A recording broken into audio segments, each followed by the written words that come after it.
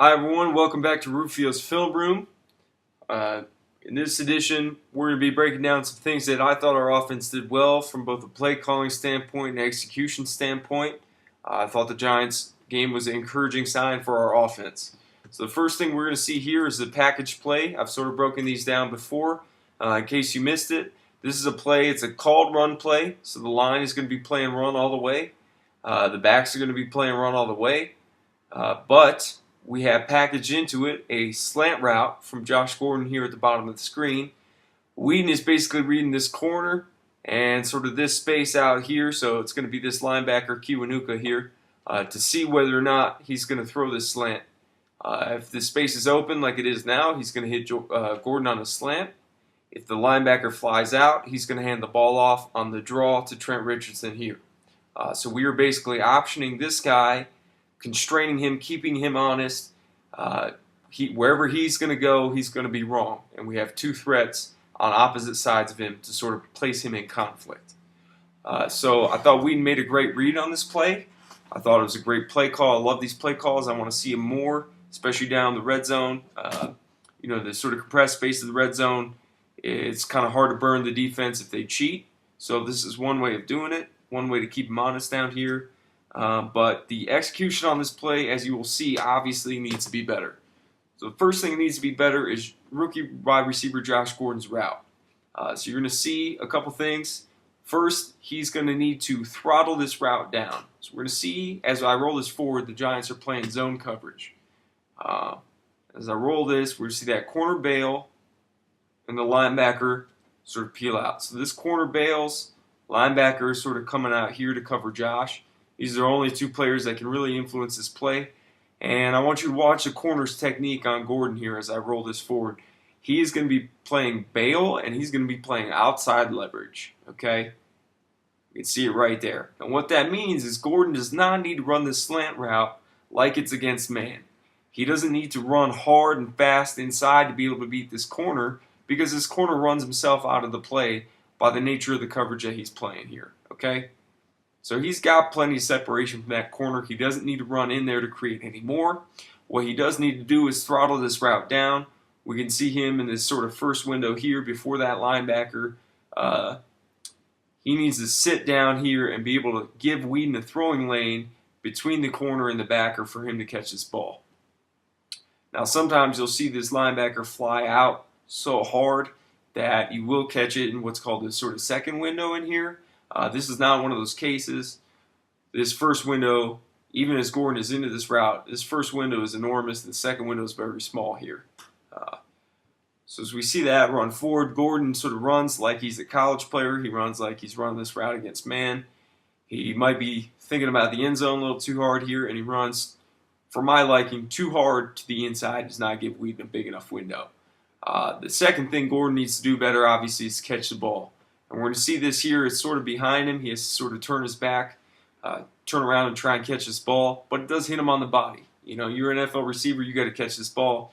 And while he might not get into the end zone if he catches this, we can see the first down marker right here. This will get us a first down inside the 10-yard line. And we do have a running back that has a nose for the end zone. So I'd love to see him catch this ball, maybe get us down to the 2 or 3 yard line, get us some yards, get us a first down, get us a great chance to score a touchdown here.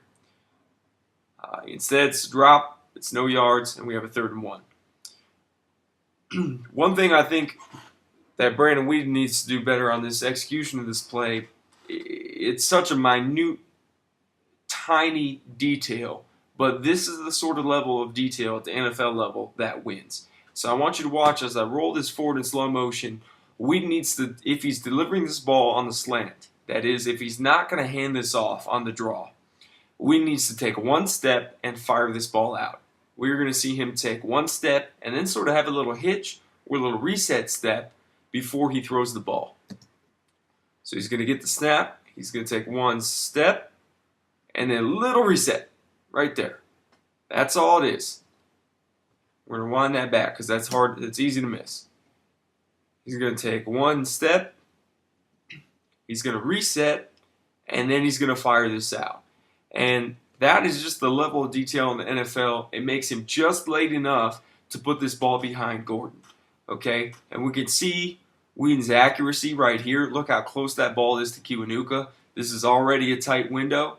Okay, it's a tight window and it's closing fast because Kiwanuka is running out this way. Gordon's running in here. The space that Whedon has to throw into is getting smaller and smaller. He needs to deliver this ball on time. And if he doesn't take that hitch step, that ball is 6 inches in front. Gordon can catch it and run to the end zone here, untouched. Or maybe get hit, but definitely scores a touchdown. But the ball being 6 inches behind versus 6 inches in front is the difference between a tough first down inside the 10 and probably a touchdown.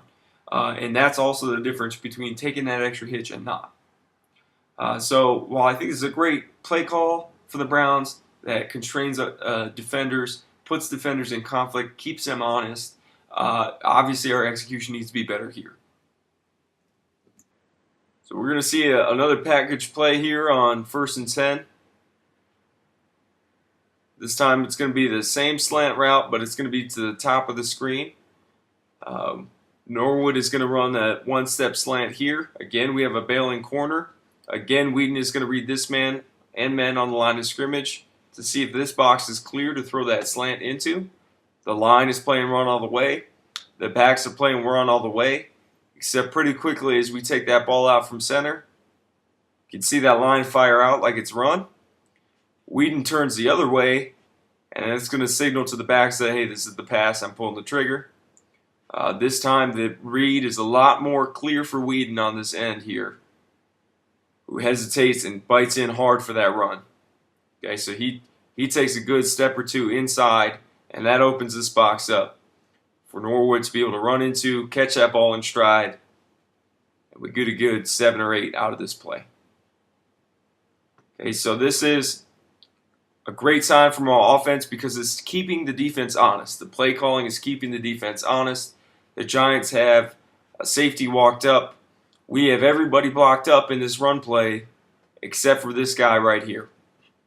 So we're using the threat of this pass to make this defender wrong, basically. Whedon is reading him, and whichever way he goes, he's going to be wrong.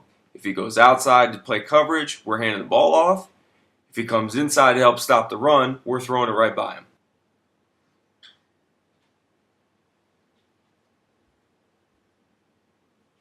You see here from the end zone angle, line fires out like it's run. We see this linebacker walked up here, take a bite inside, and we throw it right by him. That's easy. That's keeping the defense honest.